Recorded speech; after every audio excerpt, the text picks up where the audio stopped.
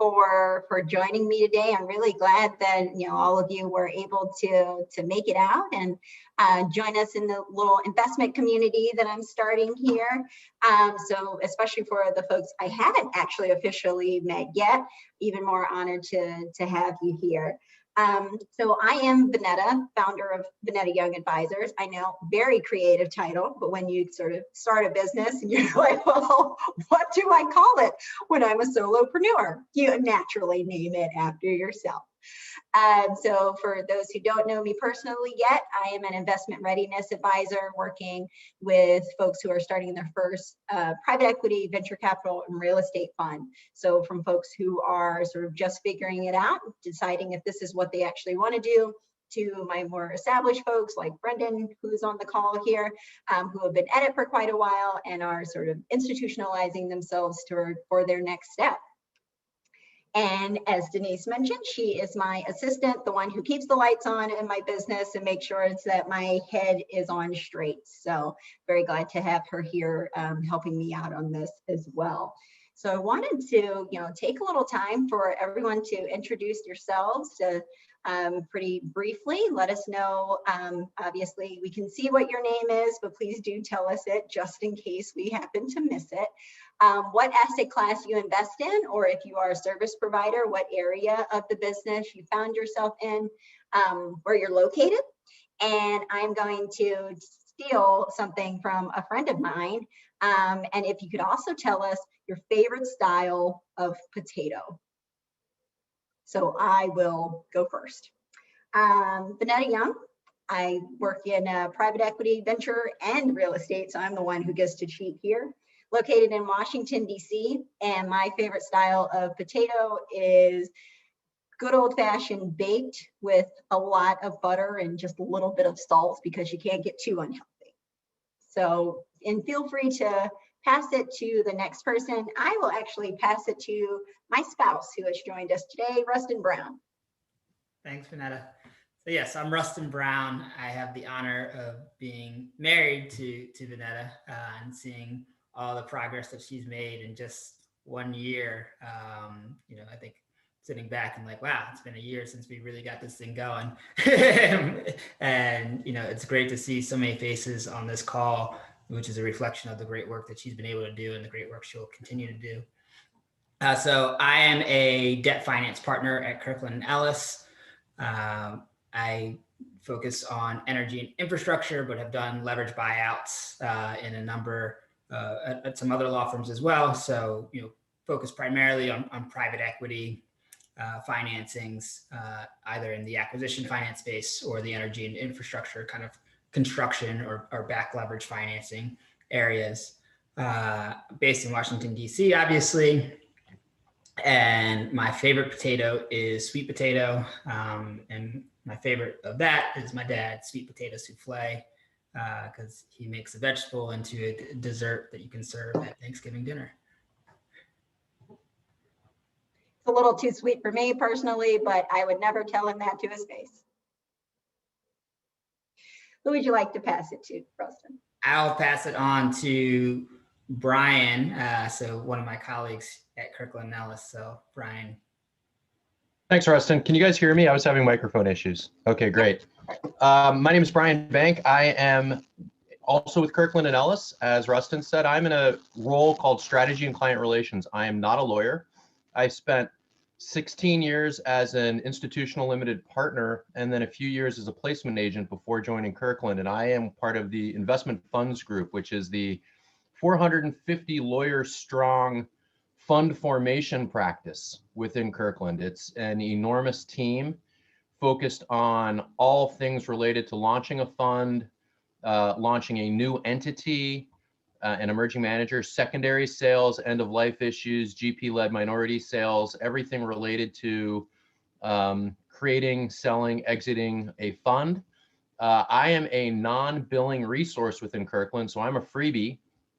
I provide advice to GPs to help them think about launching, to help them think about investor relations matters, to help them think about all things business, all things non-legal related to a fund. So I work with clients, I work with prospects, I work with friends, I work with anyone who wants to listen to me, frankly.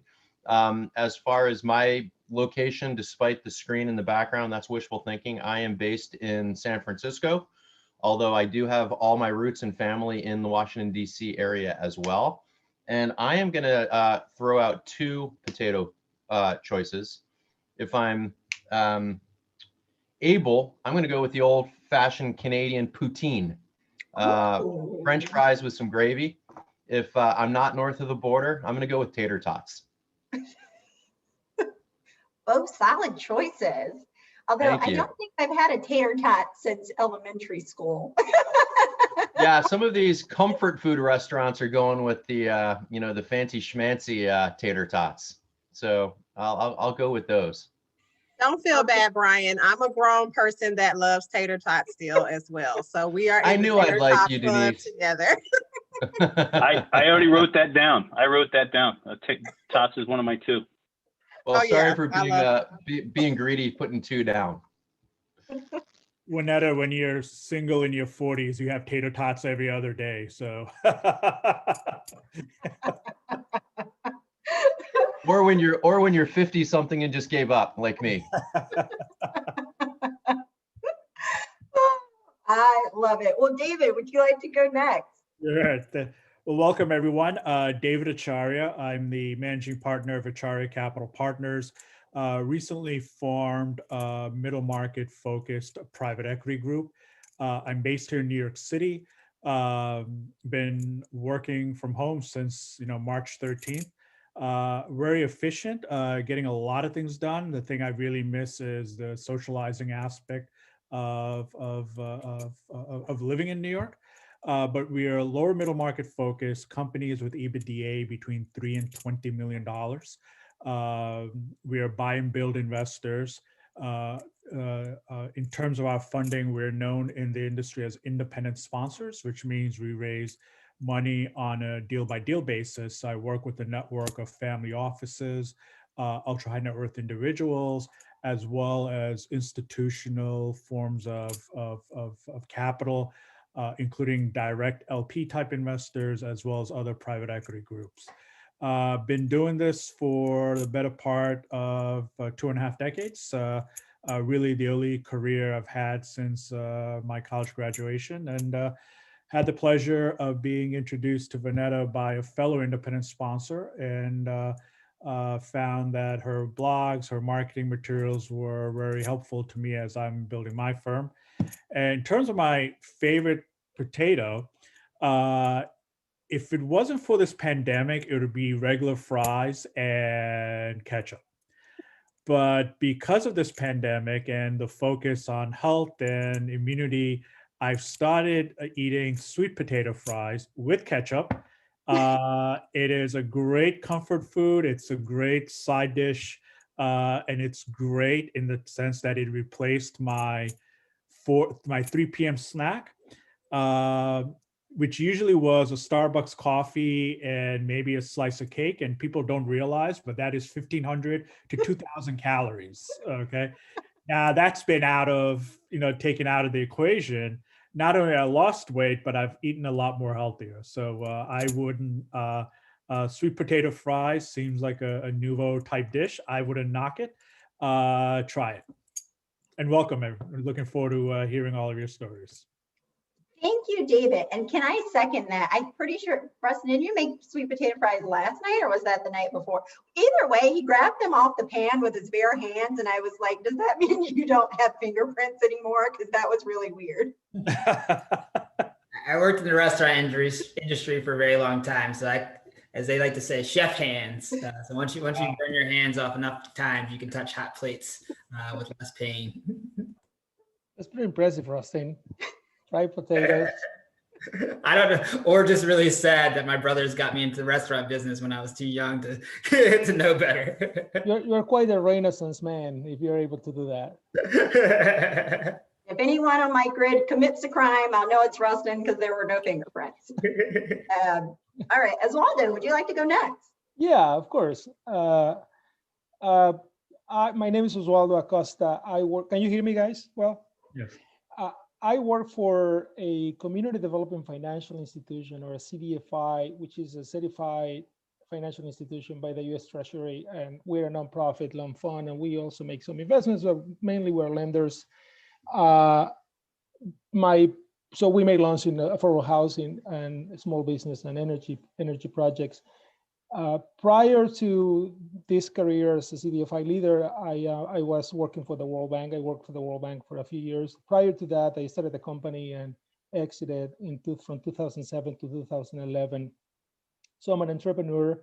I come to this table, and I've met Rustin through the work he's been doing. He and his team have been doing for my organization, Pro Bono, on a series of very sexy partnerships we built with green banks in the DC market. So my interest on this conversation is multi-faced. One is, of course, that I want to learn more. How can we leverage this instrument, this knowledge from the nonprofit perspective, and how can we build an instrument within our suite of products from the CDFI institution to aggregate capital and inject liquidity, bring the money to deliver more units to affordable housing folks. That's one thing. The other intriguing piece to me is, as an entrepreneur, I think there is a big gap in the affordable housing in low-income communities, and I think the capital has a partial answer to one of the growing problem, not only in highly gentrified neighborhoods, but also in mid-market cities like Baltimore, where I live, and other small cities across the Northeast. So that's my interest. My potato of choice would be chips, like fish and chips. I went to school in the UK, and I remember my first day when I went to get fish and chips by the coast of West England, and I saw vinegar. I'm from a small town in Mexico. I wasn't a cosmopolitan traveler before I got there, and I was like, what's that? Vinegar? That was such an intriguing proposition to me, and oh Jesus, it was such a revelation. And the British are pretty weird for a bunch of things, but they get their thing right. I mean, vinegar and chips and fries, it's fantastic. And then when I came to the northeast of the U.S., I noticed that it's kind of a transatlantic culture as well. I mean, if you go to in New England, it's pretty common. So I would go with that. And I eat, by the way, sweet potatoes no less than 4 days a week. We are such a sweet potato family. Excellent. That's my story.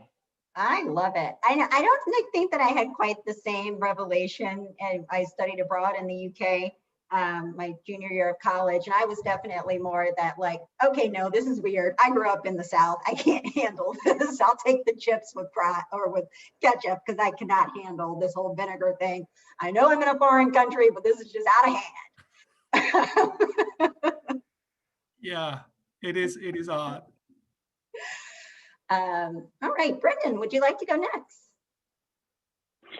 Sure. No, thank you. Brendan Anderson. I'm in Cleveland, Ohio area. And we invest in very small companies. They tend to be plateaued companies that haven't grown in a while. We try to combine those companies with, often untraditional managers. Quite frankly, it's something that somebody did for me 26 years ago, and where they kind of helped me get into a business, provided some capital. But really our thesis is we take these plateaued companies, we take untraditional managers, we provide our capital and some wonderful support. We've invested in 20 platforms. We had 3 committed, relatively or very small committed funds, and honestly, I've been working with Vonetta for a while now, and really she's helped us kind of rethink how we're telling our story, kind of quite frankly, be more genuine. As you'll quickly find out, I have a massive chip on my shoulder about the fact that I think that this is not only can you make wonderful money in this marketplace, but I think it's, there's just wonderful things that happen to these small companies too.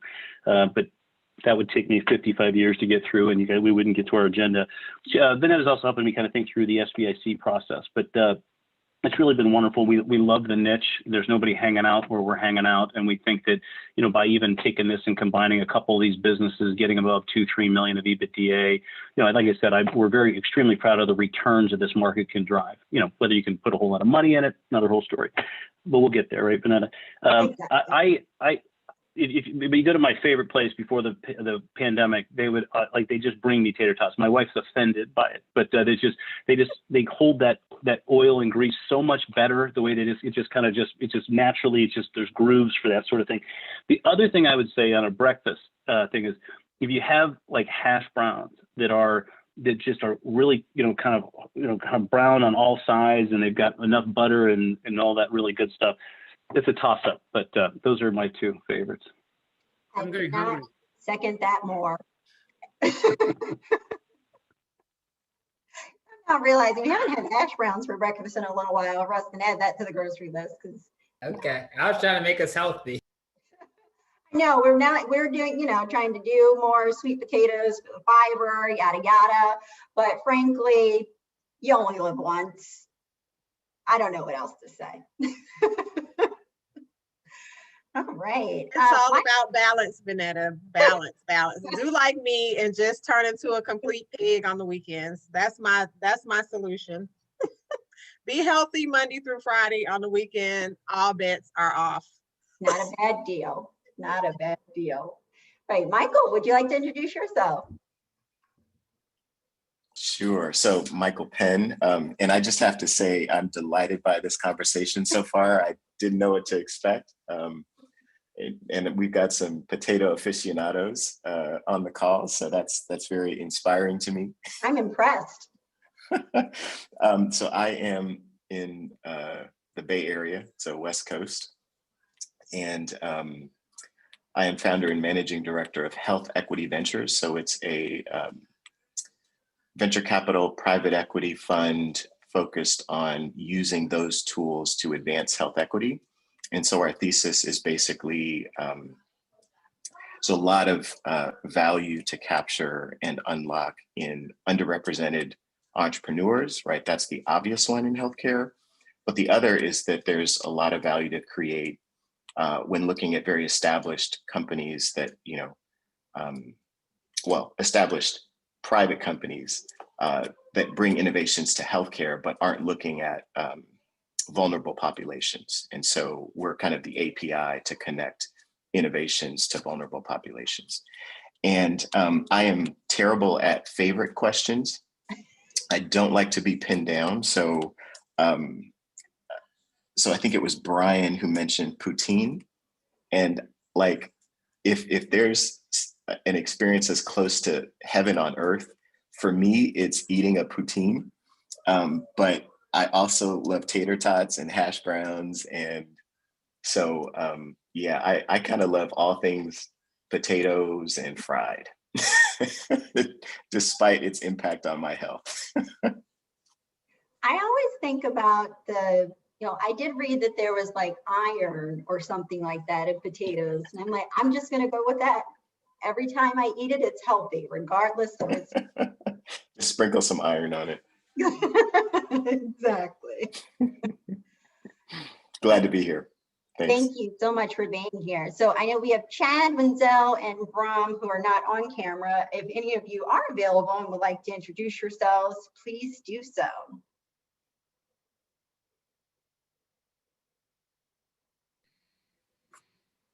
Folks, Bram, Coney Island in the background, but I'm in DC. I'm pretty much a newbie to all this because I'm an aspiring venture capitalist. Excellent. Mostly I do a lot of work with early stage companies and was a founder myself and was spending so much time helping them. I was like, you know what, I might as well give them money. So I'm making a late career transition to the venture capital side, mostly pre-seed and seed stage. Great. Right now, I'm putting together a couple of syndicates for some companies I'm working with while I plan out the whole fund and raising money process, which will take forever. So I might as well figure if I can just keep doing the syndicates while that's going on, then I'll just keep building as I go. So. Awesome, makes sense. So thanks so much for being here. And don't forget to tell us your favorite style of potato. Oh yeah, wow, so many. You know, I'm just gonna, you know, I will cheat again, like some of y'all. I'll say 2. So sweet potatoes and just straight up well done French fries. Love it. Can never go wrong with that. Yeah. And I lived in Europe for a while, and I just could not get with the whole French fry and mayonnaise thing. That Me just, either. I I'm found like, that so offensive. I was just like, I don't want to be that American, but this is just morally wrong what you're doing here, and I cannot stand for it. I'd be sitting in restaurants and I just look at people. I was like, I don't know, there's something really just fundamentally wrong with these people. So yeah, it was hard. Well, thank you. And Chad.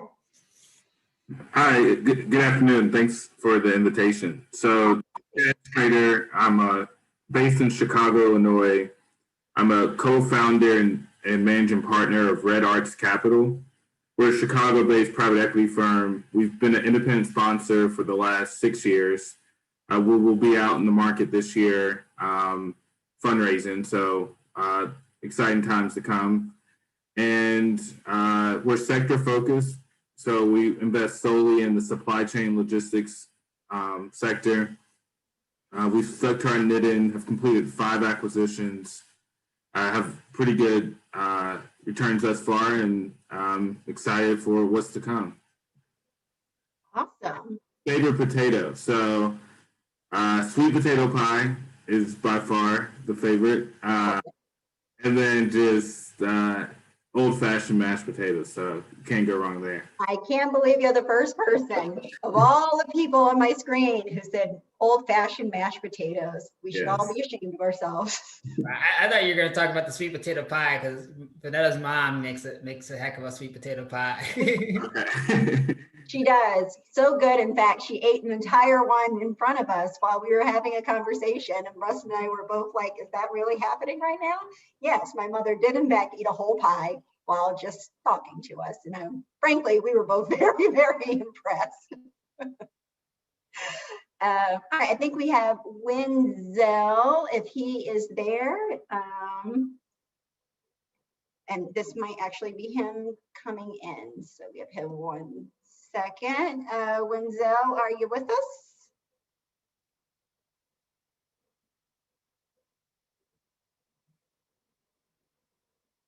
Right, and if not, that is a-okay, because we are doing great on time. And so I will probably just jump into the very brief presentation that I have. So thank you all again so much for coming and for introducing yourselves. And part of like what I said, the point of this is for us to just build a community, and knowing that yes, we might all be interested in different things, but at the end of the day, we are all trying to invest in our communities and make them better in some way, shape, or form. And so as investors, I did want to give a little bit of a very brief presentation about how to differentiate yourself to LPs. I am a former LP. Brian is also a former LP.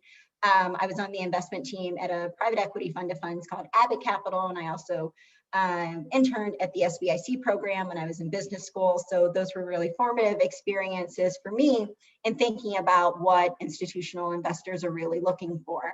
And it can be a very amorphous and kind of opaque seemingly sort of process, but hopefully I can help break things down just a little bit, at least to give you some things to think about. So I am going to share my screen here. And jump right in.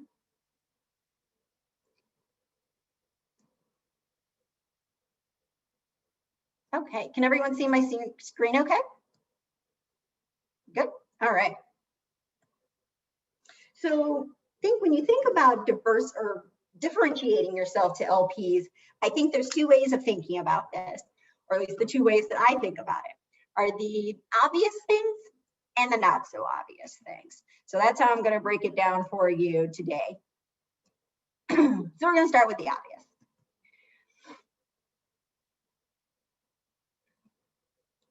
If my slides will work.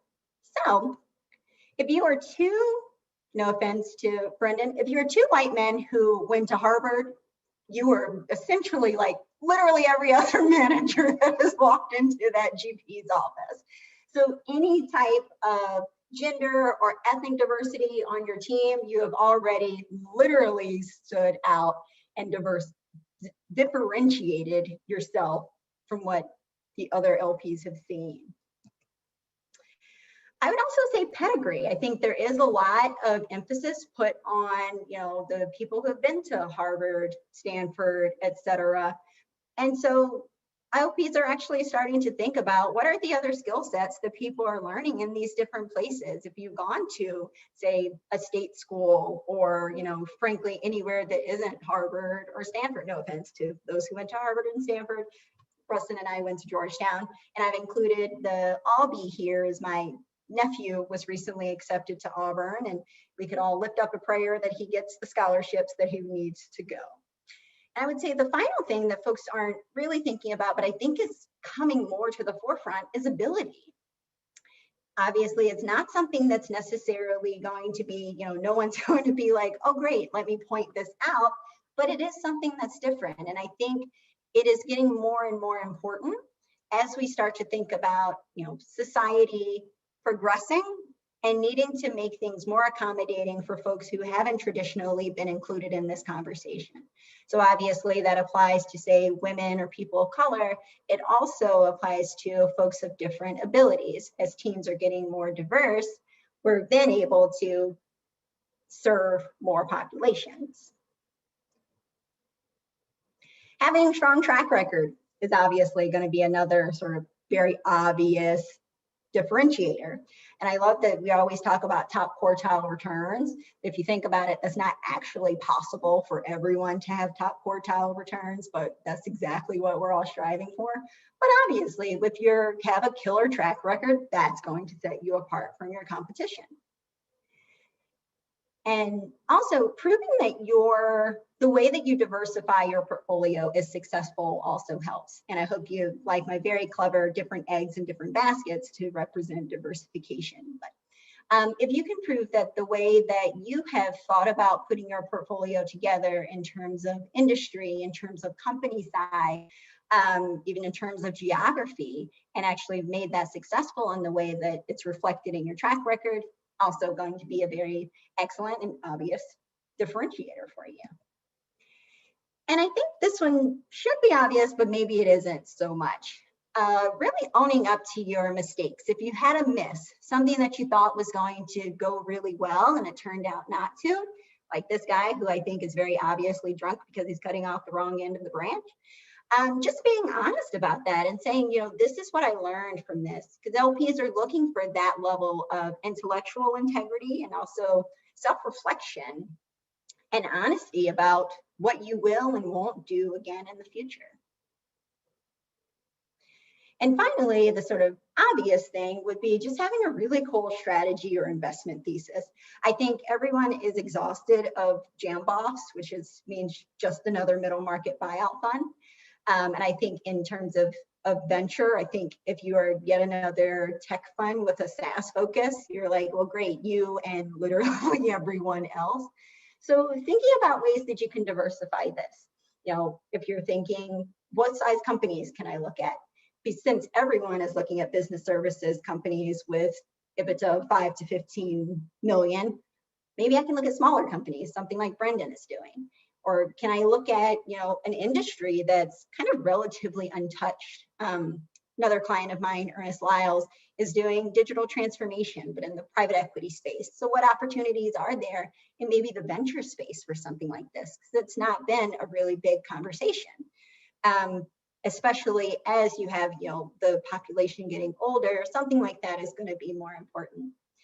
And speaking of demographics, I think being very clear about who your end product reaches is also going to be really helpful too. There's a lot of folks who are like, we reach consumers. And you're like, well, that's literally all of us. So could you be a little bit more specific? is going to be very helpful for you too. So moving on to what I think are perhaps the not so obvious differentiators. One question that I'm sure my clients, Brendan being on the call now, can tell you, the one question I ask is why? So having that really strong sense of what's your purpose and your end goal. Why did you even get into this business? I think I met with a lot of GPs who I could tell felt that, there was just an opportunity in the market that they could fill.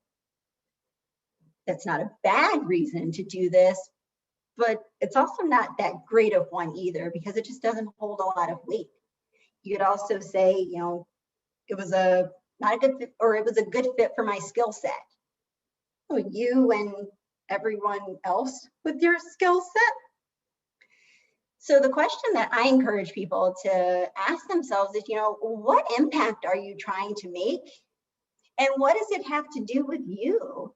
LPs are very much looking to humanize the situation. They're looking to find out about who you are as a person. And something I always say is that LPs aren't investing in your deals, they're investing in you.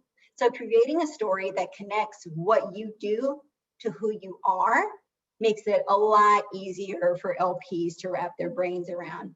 You also have to remember that LPs aren't necessarily deal people. They may or may not have that sort of background. So someone like me, I was an English major. I was in communications before I got my MBA to go into the industry. And while my background is kind of non-traditional, it was also not that atypical. So for you to, give me a lot of information about your deal would have been great and very helpful. But for me, I'm trying to get a sense of who you are as a person and can I trust you? Now, the how to do that is about story.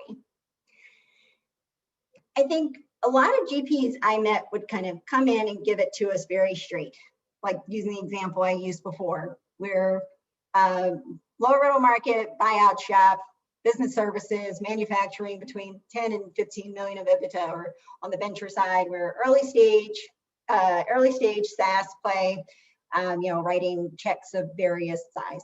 So it's like, well, thank you for that. I call those police report descriptions. So it's like, this is what happened. And so I'm like, okay, well, that's kind of helpful, but not really. So avoid police report descriptions. And in your delivery, avoid webinar voice. I know you know exactly what I'm talking about because you've all heard these webinars, and I won't name any names, but I was like, if I hear one more webinar with generally a white man my age talking exactly like this, because if he sounds like this, then that means he knows what he's talking about, and he can't show any amount of enthusiasm or interest, because then you might question his credibility. But then you always wind up looking like the people on this picture and either turning the webinar off or just being completely and totally disengaged. I think there's this sense of what you're supposed to do. This is what people in my industry are doing. This is what therefore, this is what I'm supposed to do. There actually isn't any such thing, except for giving a sense of narrative about what you do. So there's a book that writers really like. It's called The Situation and the Story. The book is actually pretty esoteric, and I would never recommend it to a writer because it's really difficult to understand. But at the end of the day, it comes down to that sense of the situation being what happened. So for you, it's you and your deals. The story is, why the hell do I care about this? And I would never say, why should LPs care about the work that you do? They should care because you're a human being and you're trying to make them money and you're trying to have an impact in the world. But it's you can think of it also as what is just the interesting thing about you and about the work that you do. And this gets to the point of what I call, and I'm sure I'm not the only person who calls it this, but resonance. What's really going to resonate with the audience that you're speaking to? So I think, and even Rustin can tell you that I will tell him this, that communication isn't just what you say. It's thinking about the way the audience is going to receive what you say. So ensuring that the way that you're communicating isn't necessarily just talking about, this is what I did. It's keeping that audience in mind of why would this person find this important? Why is this relevant to this individual? The other half of that is making sure that you're not rote in giving this presentation. This is going to be a very dynamic, likely going to be a meeting. So don't curb your enthusiasm, center your enthusiasm. Be as authentic to yourself as you are. Of course, none of you are going to be like, you know, standing on top of the table to give this presentation because you're all polite and professional people, but feel free to actually show your personality. Like I'm sure like Brian can corroborate, but LPs are meeting with a minimum 2 to 3 groups a day. And that was my shop that was very small. So you can imagine if it's 2 to 3 groups a day, 5 days a week, 50 weeks a year, because you may or may not take your vacation. That's a lot of people. So the people who came in and actually had a personality, I was like, oh, thank God, finally, you're not like everyone else I've literally ever met with. So this seems like a really small detail, but it's actually kind of a big one to make sure that you're not doing what you're quote unquote supposed to do, but actually just being who you are. And I think there's this sense that I'm supposed to do what I'm supposed to do because who I actually am isn't going to be enough. And that cannot be farther from the truth. So in every one of my presentations, I like to include a slide that just says you are sufficient because it's true. So people can have the confidence that you all as GPs going into a room where you will be judged can know that who you are is completely and totally enough and that you should and frankly have to be yourself in order to stand out from a very large crowd. So I am giving you some homework. I'm not going to check this. This is sort of like, whose line is it anyway, where everything's made up and the points don't matter. I'm not going to check this, but I think this would actually be really, really helpful for you to do and that you will find it valuable. But take a minute to write down your obvious differentiators. I don't want to be like Black people, write down that you're Black. But yeah, Black people, write down that you're Black because that makes you very different. If you went to a school that even a school that is not on the parenthesis of America, that's located anywhere, particularly in the middle of America, actually really does set you apart. And I don't want you to, I want you to write this down so you're not overlooking a point of possible confidence. So something that you could be taking a lot of pride in could be something that you're actually overlooking. And I would also like for you to drill down into your why. You know, what is your mission or your purpose statement? So what is your vision for your investments, but also for your firm in the long term? And what are your values? What are the principles at the core of your business and who you are as a person? And I also want you to write down some of your stories. Excuse me, what's the narrative around your investment thesis or strategy or some of the deals that you've done? And I would like for you to practice your pitch in the mirror or in a Zoom selfie to make sure that you are actually being who you are as you tell this story. It will be awkward as hell, I promise you, but it will also be worth it. So that way you get the practice and then you just feel comfortable. Frankly, feel comfortable in your own skin telling people about this thing that you love to do because you wouldn't be in this industry if you didn't love the work that you do. If you have any trouble with any of this, please reach out. These are very much the ways that I support my clients. And if everything goes really well for you in this exercise, I want to hear about that too, because I want to celebrate with you because some of these things actually can be pretty challenging. And so, yeah. Definitely reach out. So this is the end of my little talk. Thank you all again so much for being here. I want to take your questions, and in case anyone has to hop off pretty soon, I do want to say that we're going to try to do this at least once a month. in the summer when I'm on parental leave. We will have substitute teachers, but then I will also have special guests in every month too. Well, we'll see how frequently, because I'm sure you enjoy hearing the sound of my voice as much as I do. So we'll have other people also doing a bit of the talking. So we're going to take questions. Denise and I wanted to break you guys up into breakout rooms, but since we had such a great round of introductions, depending on the number of questions, we may or may not have time to do that. But yeah, so thank you all again for coming. Looking forward to seeing you next month, and let's get questions. I see Michael has a hand up. Hi, thank you. Thank you for that.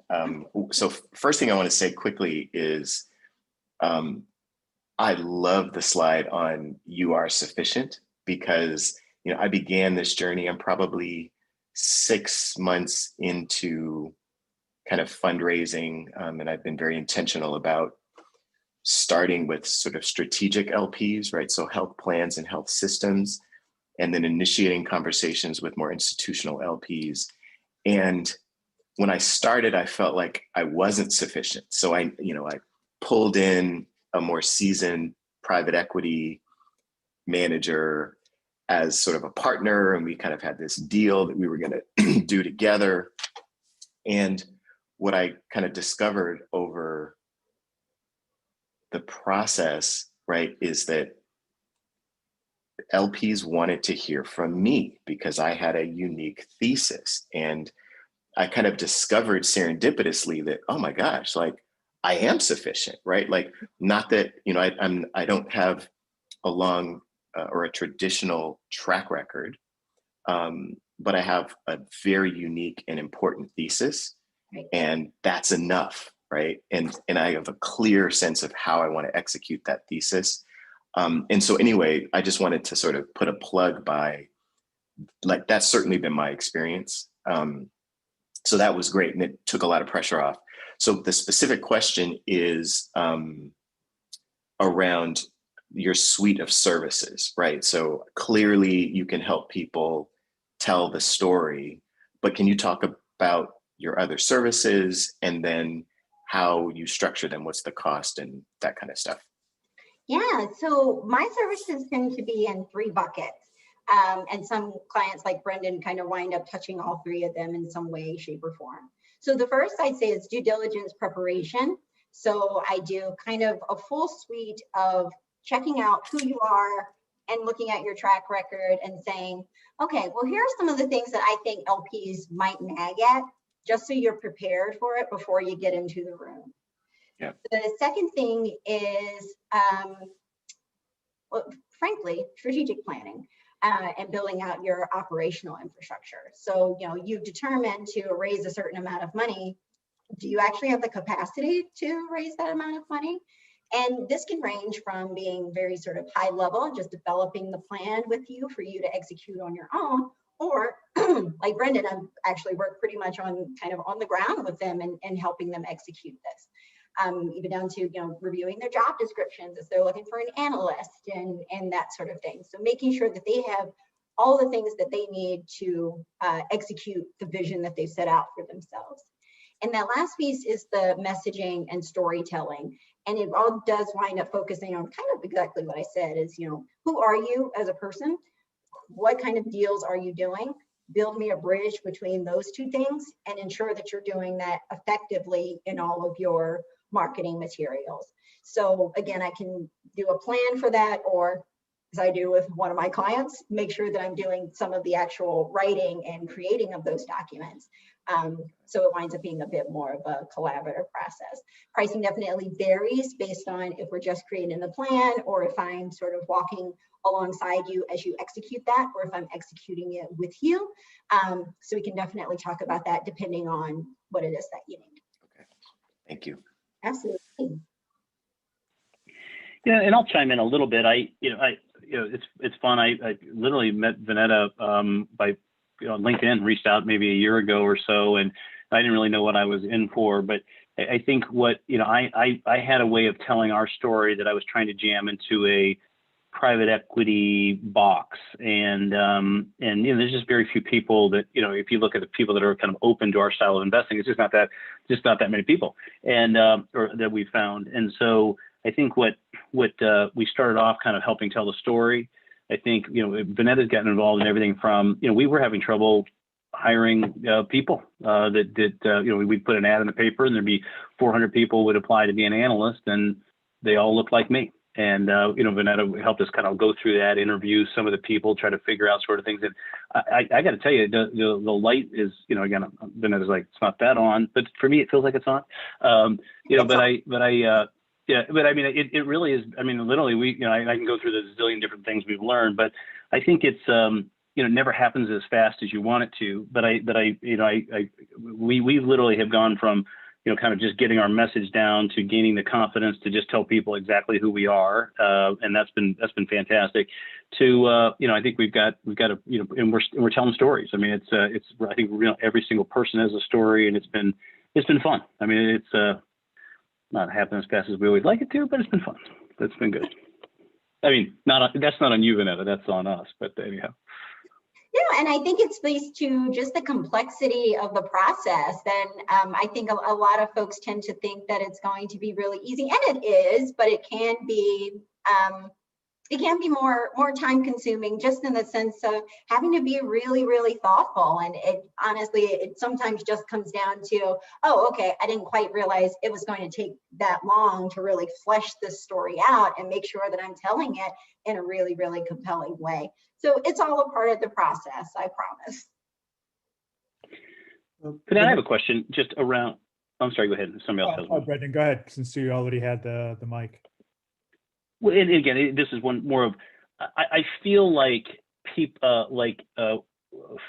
family offices and wealthy individuals are open to stories. I still have this general belief that the institutions haven't got there yet as it relates to impact, impact investing in some of that sort of thing. How is that true? Yeah, okay, so it depends. I think there is sort of the general sense in the industry that say a family office or a high net worth individual is probably going to be a bit more progressive because they have, frankly, they're probably just not as rigid. So they're just able to wrap their brains around certain things that are a little bit more non-traditional, better than say a fund of funds or pension plan. So since say these larger pensions and perhaps fund of funds who are executing for pensions just have such a fiduciary duty, they're frankly, my assessment, so not like, objective, they tend to just be really nervous about taking additional risk, or what I call perceived risk, which isn't actual risk. Someone like Brendan has been at this for like 15 years. I would actually no color say that there's risk there. Any risk that I see is generally I'm kind of just making it up. So I don't think that you're wrong. I think there is just the sense of, the industry being kind of staid in those larger institutions, and that, family offices and individuals tend to just be a little bit more understanding of these strategies that are a bit more creative. I don't think it's going to stay that way forever. I think you do have a bit of a generational shift going on in these larger institutions, or at least that's my hope. Folks who are my age, like your late 30s, like we're very okay with this. So as we start to take over a little bit more, then I think it just will start to make a lot more sense. And Brian, can you corroborate or disagree if you feel as well? No, I was going to agree completely. I mean, I think the only thing, the two things I would add is one, it's definitely trending in the right direction. I mean, there's no question that there's an increased interest among the limited partner community for impact, for ESG, for diversity. I think the events of the last 6-8 months have also driven that a little bit more aggressively. We're seeing more GPs in our clientele looking to diversify their team, looking to diversify their investment base, and moving again in that direction. The second point that I'd like to mention, and I think it's prevalent across the entire fundraising process, is the need to consider the LP when you're making a pitch and presenting your story. LPs first of all, aren't all out of the same mold, but what I'm leaning towards, or what I'm driving towards, is LPs need to cover their own behinds. And you know, the LP who you are presenting to often has his own constituents and his own investment committee and his own bosses. And you need to empower those individuals to champion you. They are looking for reasons to say no almost more than reasons to say yes, because they're trying to anticipate the questions that are going to come to them from their bosses. And they frankly don't want to look foolish. So anything you can do to build the story, help them understand where there are those gaps. It could be sharing bad investment decisions you've made in the past equally to the good investment decisions that you've made in the past. But that said, again, it's the case that you need to, I use the term dummy down a lot. Most LPs don't have that depth of knowledge of the strategies that you're talking about. They could have been a fixed income expert who's now sitting on the private equity seat. They could be a private equity person who's being asked to look at technology venture capital investments. They could be a technology venture capitalist now asked to look at life sciences. So it's usually the case, and it's more the case the smaller the LP, that they have to wear so many different hats. So do whatever you can to enable them to share your story better and to really push you through their process. Thank you, Brian. I could not have said that better myself. Yeah.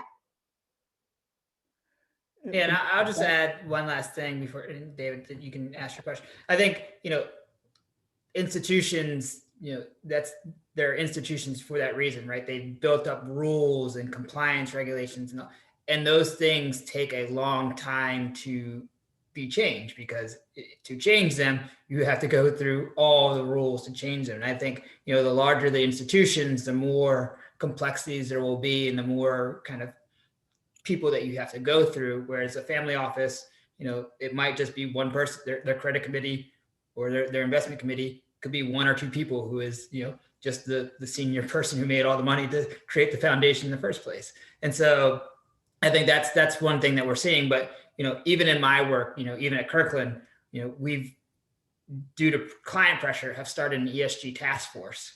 And so people who were once environmental transactional associates and partners are now ESG experts. And so that's kind of where the work is going. And if a place like Kirkland is doing it, the largest law firm in the world, it means that, you know, the largest institutions in the world are thinking about it too.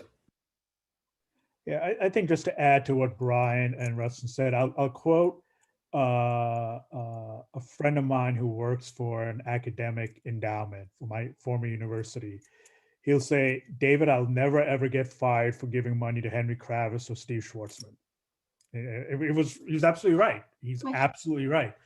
And, you know, he'll say, I can do $100 million allocation to them, but if I want to give $5 million to you, you know, it's going to be an uphill battle, and I have to convince a lot of people, and you know, the chances of, you know, something going wrong can go a lot more higher with you than it is with a Blackstone. So, you know, it's something that will take some time to get over, but I think the institutions are getting over the hard part, which is acknowledging the problem.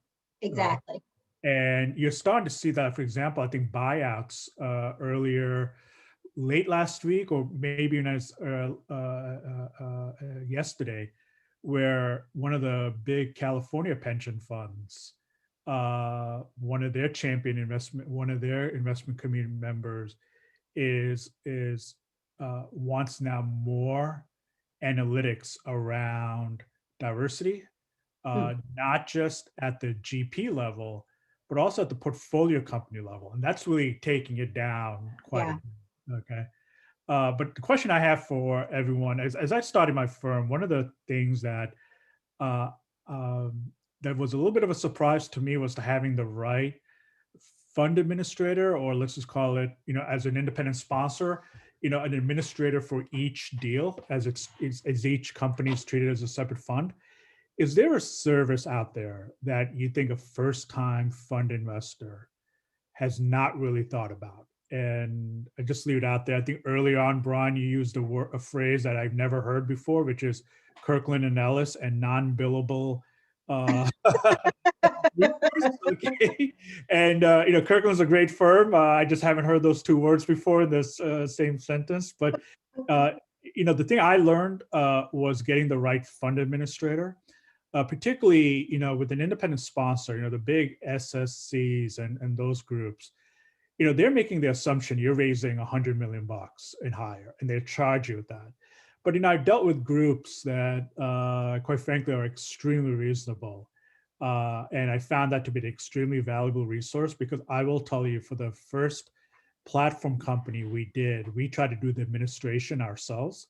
And that's a pain. It's not easy. Okay.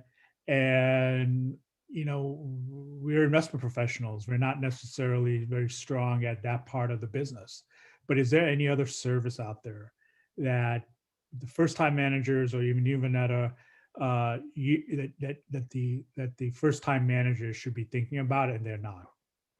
Now, that is an excellent question. I think it's a little bit easier on the venture side, as these things tend to be, because they're so folks will be like, oh, I spent some time at Carta and it was highly inefficient, and so I'm going to start my own thing.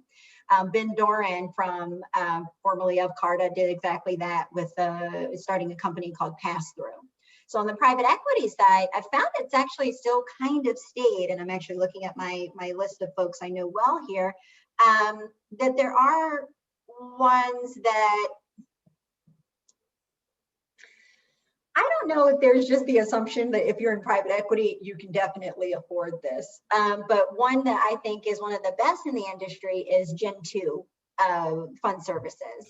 And I'm close with the business development woman there, Leanne Kidd, and she says, well, we generally, we don't really have a floor per se, but funds raising less than, say, 300 million might have difficulty affording us. And it was like, oh, wow, okay, all right, well, that's excellent to know. There are more value providers. Piedmont Fund Services, Hemant Shah is the business development person there, who I was hoping would make it on the call today. They are a bit more of a value provider. So that's definitely an option. And I recently met someone from TMF Group, Xander Benjamins, who I can also put you in touch with him, who he was like, yeah, I wouldn't really say we're on the low end of the value, but we're definitely not in the more premium either. So there does seem to be a range. It's just more about kind of, how do you actually get information from all of these people to be able to make the assessment of what's going to be best for you when there are so many of them out there?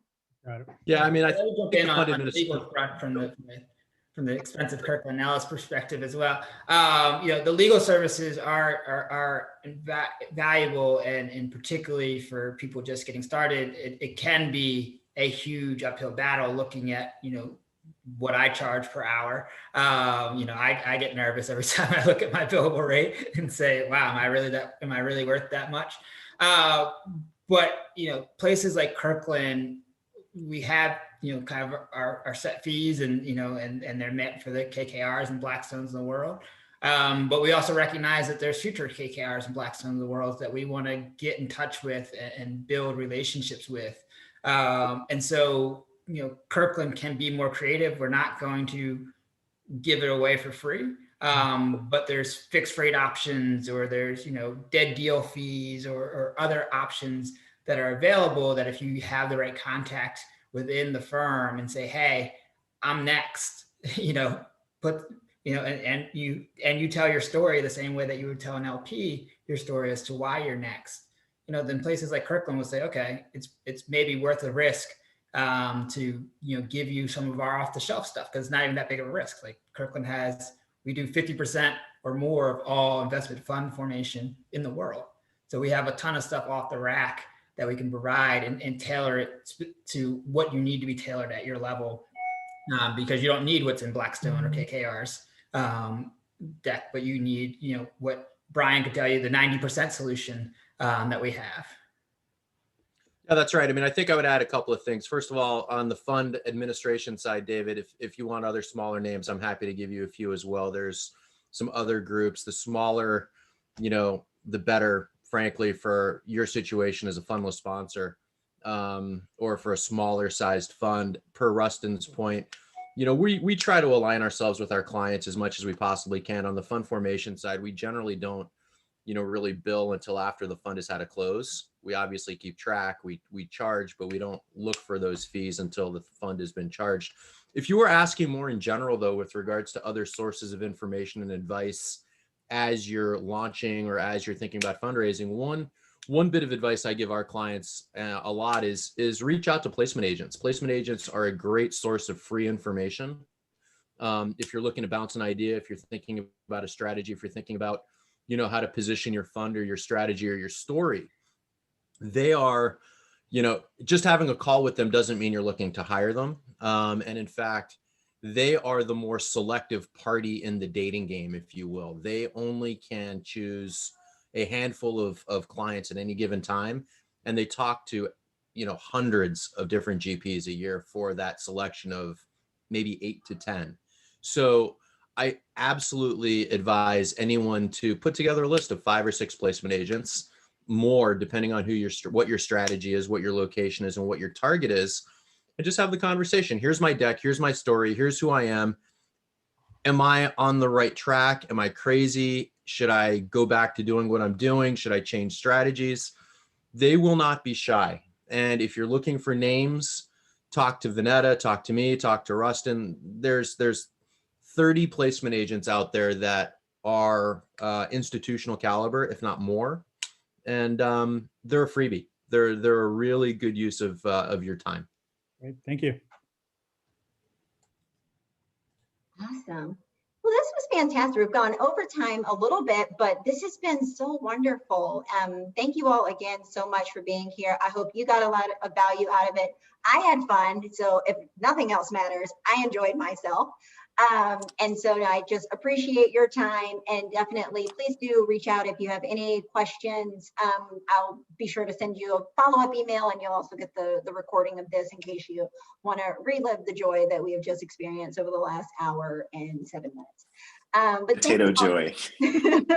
Thank you all again. We'll be I'm going to do the first Wednesday of every month. So the next one will be on Wednesday, March 3rd.